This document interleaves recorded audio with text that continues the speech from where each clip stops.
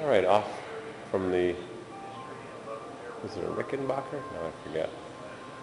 And the LaSalle Cadillac. Seen this row of cars. Now I've got some racing cars over here. We're going to completely ignore the racing cars.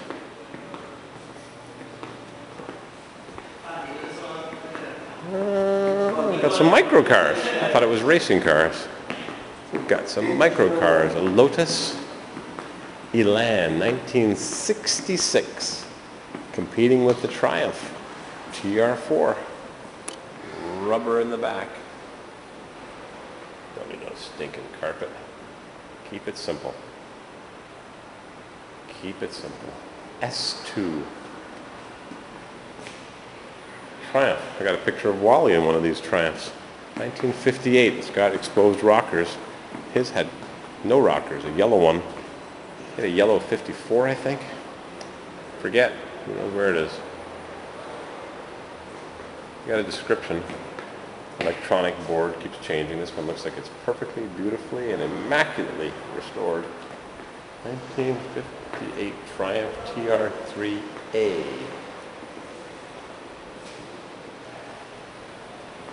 A Hard Day's Night. Yeah, the British invasion. Lotus Esprit. Way back, my friend's cousin had one of these. I thought it was a little too freaky for me. 1969 Lotus Europa S2. 1964 Morris Mini Traveler. 1964 SUV reads the tag. Yep. Fuel, petrol was at a premium. And this was economical with little MPs, 10-inch MPs, mini lights.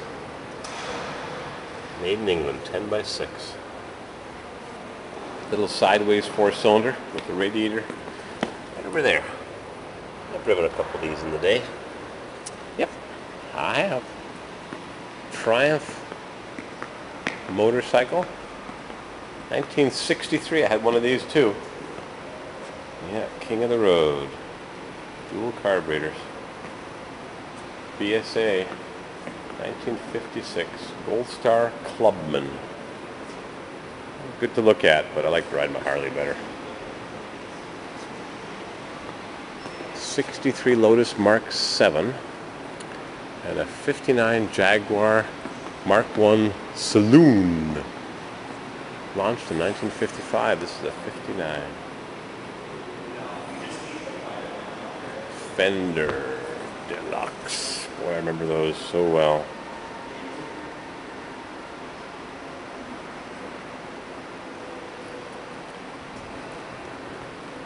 The Yardbirds, Hermits, Here Comes the Night, Donovan, Rubber Soul, The Who, My Generation, The Animals, A Hard Day's Night.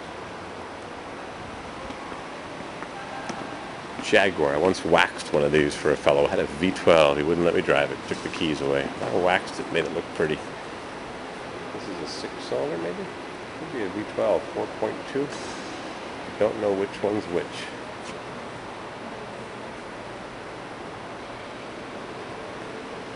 Electrics by Lucas.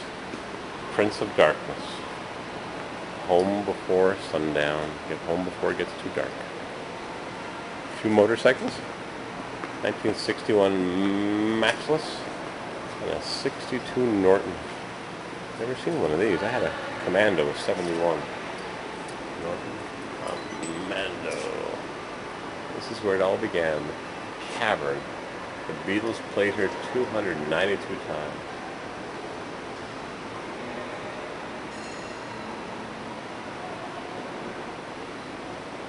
Wow, all those faces.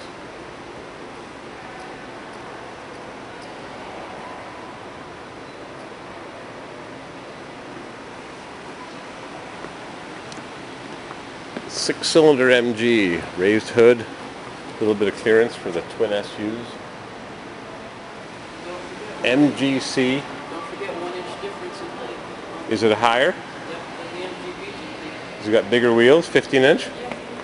Now the inch is where? In the body or in the suspension? No, that was in the rims. Because they're 15s instead of And 14s. Firestones. And then the only year they had the reflectors on was the 69. Really? Right over there. You know your stuff because it was mandated by the federal government. Well, I don't know about that. Mine is British Racing Green. And not as pretty either. Well, we can't all be so lucky to get a car in a museum like this. GT 6-cylinder inline stuffed in there. They even put a V8 in some of those. Aluminum Buick Olds V8. MG steel body wrapped around ash wood. Be careful if you buy one of these. It's sagging in the middle. Keep on moving on to the next one. Baby, you can drive my car.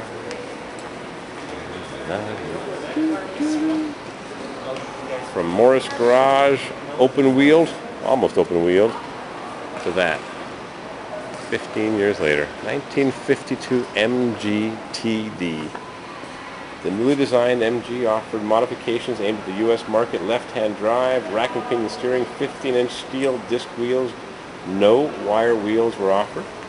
Larger bumpers. The TD was an unqualified success, and almost 30,000 were sold in 4 years, 3 times the TC production. More than 80% of those were imported to the USA. I'd like to have one day, along with many other things on my bucket list. Underground, the UK, modern, forget about it. 69 MGC GT. I think we're back at the place of the beginning. Back to the Shelbys. Have to look around, there might be a little bit more to see.